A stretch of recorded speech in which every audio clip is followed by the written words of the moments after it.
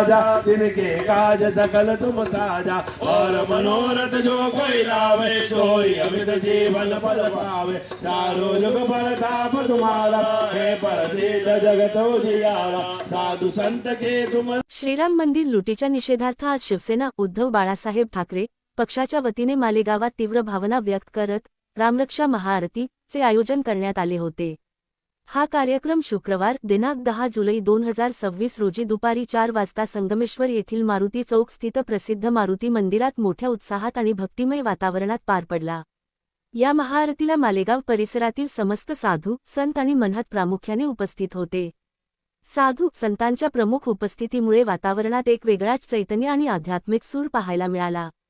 कार्यक्रमाच्या आयोजनात आणि यशस्वीतेसाठी शिवसेना उबाठा पक्षाचे संपर्क प्रमुख श्री रवींद्र मिर्लेकर, उपनेते श्री दत्तानाना गायकवाड सह संपर्क प्रमुख श्री सुनील पाटील आणि नाशिक लोकसभा संपर्क प्रमुख श्री जयंतभाऊ दिडे यांचे मोलाचे मार्गदर्शन लाभले। तसेच जिल्हाप्रमुख श्री डी.जी. सूर्यवंशी, ग्रामीण जिल्हाप्रमुख श्री लालचंदभाऊ सोनवणे आणि उत्तर महाराष्ट्राचे विभागीय सचिव श्री विराज कावडिया यांच्यासह स्थानिक पदाधिकारी, शिवसैनिक आणि मोठ्या संख्येने रामभक्त व नागरिक या महाआरतीला उपस्थित होते। श्रीराम मंदिराच्या रक्षणासाठी आणि अन्यायाविरोधात एकत्र येण्याचा संकल्प याप्रसंगी सर्वांनी केला। जूते मारो सालों को,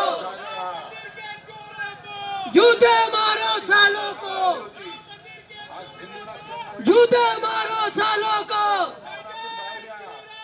जय श्री राम, जय श्री राम। रामामध्ये अनेक दुर्गुण असतील, पण रावणाला कधी दान पेटेल। बीजेपी वाले चोर हैं।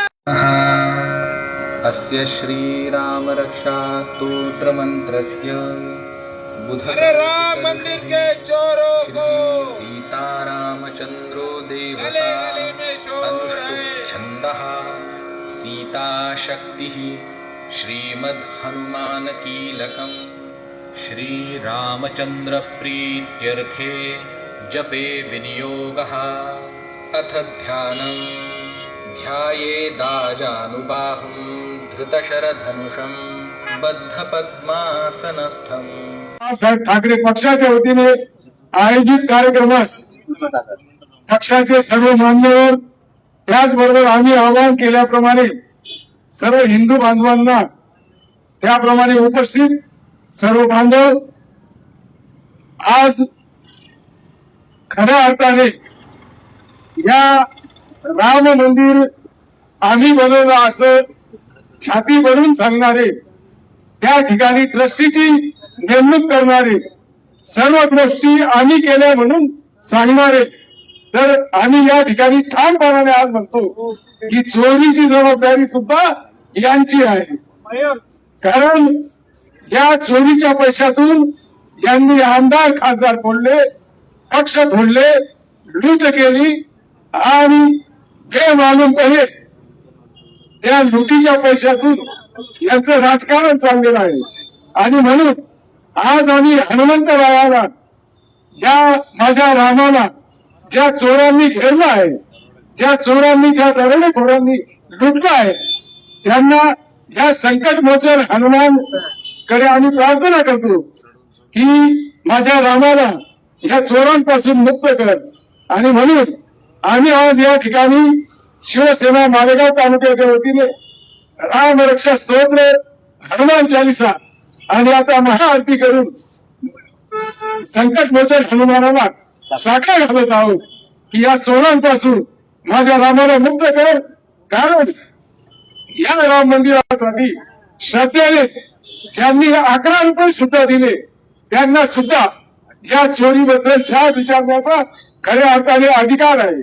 आणि म्हणून हे चोर या जबाबदारीपासून पळू शकत नाही, जबाबदारीपासून वाचू शकत नाही।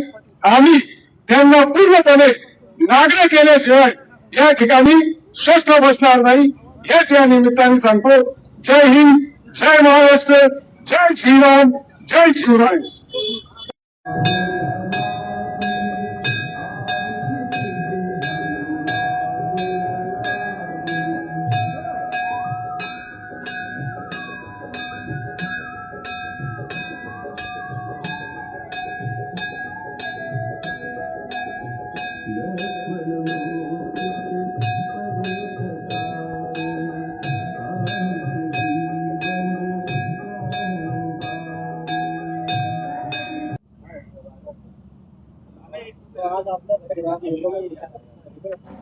आज मालेगाव तालुक्याच्या वतीने या ठिकाणी हनुमान मंदिरासमोर श्री रामरक्षा स्तोत्र व हनुमान चालिसा आणि भीमरूपी महारुद्रा या हनुमंताचा आणि प्रभू रामाच्या स्तवनाचं या ठिकाणी आम्ही या ठिकाणी गायन केलेलं आहे.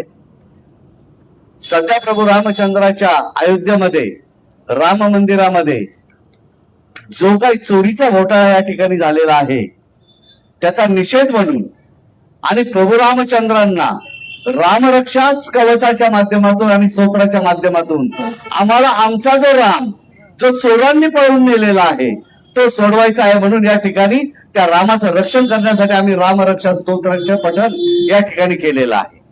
आणि दुसरी महत्वाची गोष्ट अशी की संकट कटे मिटे सब पीरा जो सुमरे हनुमत बलबीरा. हनुमंताचं जर ध्यान केलं तर सर्व संकट निघून जातं.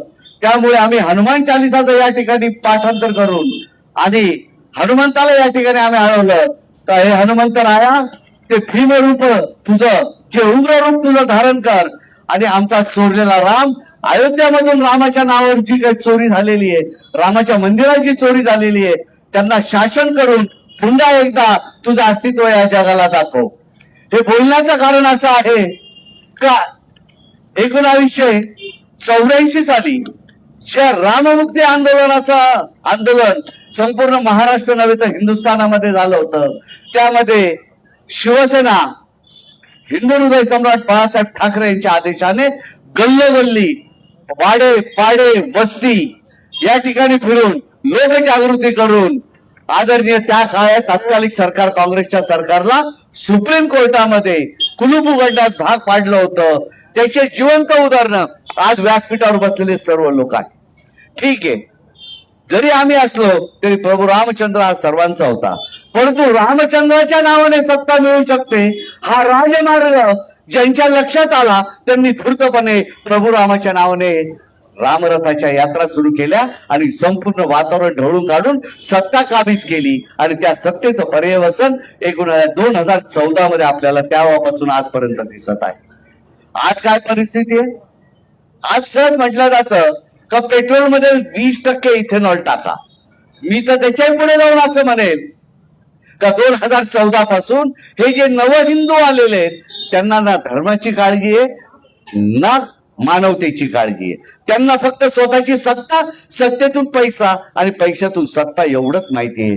आणि यांचं जे प्रमाण आहे ते पेट्रोलमध्ये जसं 20% इथेनॉल आहे त्या पद्धतीचं 20% इथेनॉल आहे. आज हनुमंताला आम्ही साकडं घातलेले आहे का हे परमेश्वरा आमच्या हिंदू धर्माची शुद्ध पेट्रोलवर चालणारी गाडी नीतिमत्ता चारित्र्यावर हिंदुत्वाची चालणारी गाडी या इथेनॉलची भेसळ हटव आणि पुन्हा एकदा आमच्या हिंदू धर्माला शुद्ध करून आमच्या प्रभू आम्हाला मुक्त कर.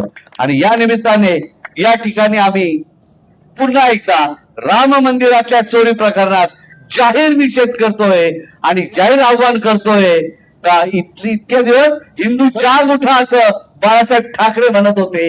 आता आदरणीय उद्धव साहेब ठाकरे म्हणतात तर राम मंदिर की चोरी अभी हिंदू माफ नाही करेगा.